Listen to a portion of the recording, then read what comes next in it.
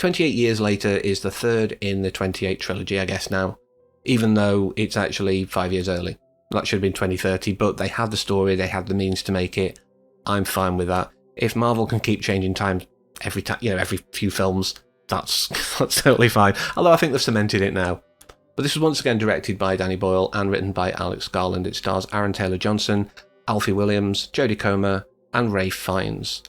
And like any still recent film, I'm going to give basics first of all, no spoilers, and then I will talk spoilers because I have to give this film its due. But first of all, yeah, if you've seen the other two, even if it's been a while, you've got enough backstory. You don't need to have watched them again very recently. You can kind of go into this cold, I guess, but I think it's enriched by just having that backstory. I'm going to refer to it as a zombie film. I know they're infected, but it's that mold, it's that blueprint that it's following. If you're going in expecting a typical zombie film, you will be kind of disappointed. Yes, there are moments of gore, and I would say most, if not all, good zombie films are as much about the humans, or if not more about the humans. But I think this is very light on typical zombie fare, if that makes sense. So if that's what you're wanting out of this, you are going to be a bit disappointed. But if you've got an open mind, you want a very good character-driven piece that just happens to take place in this kind of world, yeah, you will absolutely enjoy this. Go into it expecting character drama with infected. I guess that's my very brief what to go in with the mindset of. But with that said, I'm now going to get into the spoilery bits because that's the real core of why I wanted to talk about this. But I will quickly mention the first scene because that seemed to just be a little reminder, of the stakes. This was very much in the thick of the original infection, and we see this group of kids in a room watching Teletubbies, which confused me at the start of the film. I was like, what's going on? But I know Danny Boyle's very strange, so I was riding the wave. And then, Jimmy is the only survivor, basically, runs out, and we cut to this film. Like, the rest of it, with no Jimmy in sight, until much later, and we'll come back to him. But the core of this story is Spike. He lives in a gated community, I guess, really, because this country has been quarantined. The events of the second film have kind of been retconned, but not, in a sense. Whilst that ended with a surge through the Channel Tunnel, apparently Europe fought that back, and we have been isolated. There are regular patrols around the coast just to clear up any infected that might be wandering on the beaches. We're left to fend for ourselves, and we've gone back to a very sort of like agrarian / hunter-gatherer kind of society. We still, have some of the modern touches, but really it's very older style. And that helps keep this very intimate. I think if it had have gone to the whole country, or the whole world, should I say, is infected, it lacks some of that intimacy. And this had to be a very intimate tale. Now I see that. Because it is literally just about a family. And like I say, Spike, as played by Alfie Williams, is the core of that. His mum is ill. I thought maybe it was some kind of weird rage thing, but we learn later on that isn't the case. And he wants to know what's wrong and can we help her. His dad's apparently cheating because it's very hard for partners of chronically ill people, especially with something like cancer, as we find out she later has.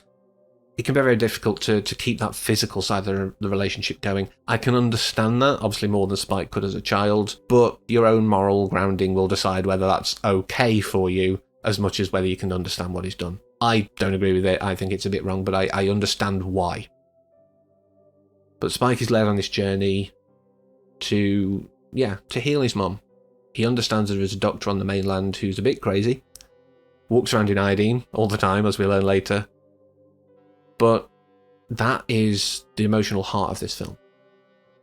And the real core of that emotional heart is the scene in, I guess, the Bone Temple. Because that's where I broke down.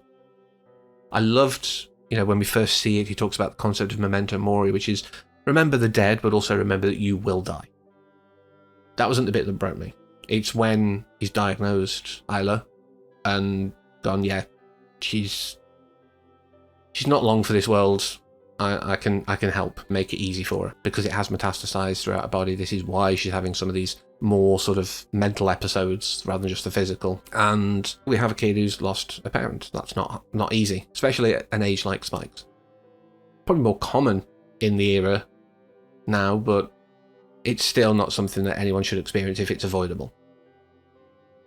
And he then says, memento amoris, which is a reminder about being loved and to love. And that was the bit that broke me. Again, this is ostensibly a zombie film. And I cried at a man talking in Latin, basically, about remembering that love is really important. That is not a bad film, in my eyes. And it's why I say, if you're going in expecting a typical zombie film, you're going to be disappointed. But I think it takes us on a slope into that emotional core. But there is a tinge of optimism and positivity. Obviously, the fact that he's like, remember the love that you shared with Isla. It's not about just how she was failing towards the end. It's a mother's love for her child, and that love returned. That's the core of what that scene is. And yeah, I totally agree with it. But Spike sets out on a journey on his own. He drops off his new adoptive sister, and yeah, I briefly have to talk about that. There's a new evolution, the Alphas, and apparently they're knocking up other infected, which again proves that it's not zombies, because zombies are technically dead matter. These are infected humans. They're still technically alive. And the idea of these rage things getting it on is just too disturbing. I don't think it's even funny conceptually. It's just very disturbing, so I'm not even going to think about it. But yes, there is a birth. The child seems normal because the placenta can protect from infections. It makes sense. So like I say, Spike drops off his sister, who is called Isla, in honor of his mum, and goes on his own journey. And it'd be interesting to see a follow-up, I think, with Spike, sort of, maybe when he's older, see what's happened to him on his travels. But part of that joins us back with what happened at the intro. And throughout the film, I think the guy they see hanging up, I saw something, I was like, did it say Timmy or something? I didn't quite understand what it said. And then there's some graffiti on the wall that it showed later where it said Jimmy. And this has been a thing, like the word Jimmy's cropped up a few times. My brain, just picks up on those weird details. Hi, autism, thanks. But when these guys suddenly appear over the top and it's like, oh, do you need a hand with that? And they've got terrible yellow blonde wigs and awful tracksuits and some gold. I was like, oh, that Jimmy. Not just the Jimmy from the intro, this is that kid grown up, but the bad one. The one that Louis Theroux had that famous thing with. The one that liked children too much, shall we say, and was an awful person. These guys wouldn't know that. They just see it as like this symbol that they can do. But that's why I love this film as well.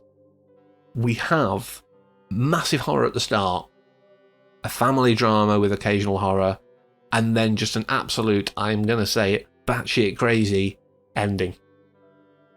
And this is what this film is. It's a journey. It is not a zombie film. It's not a horror. It's a journey. And it's one that I was very happy to go on. So that's all I'm going to say about 28 Years Later. Let me know your thoughts. Were you disappointed because it wasn't a bit more typical? Or did you, like I, appreciate the direction it went? And, would like to see more of Spike's story.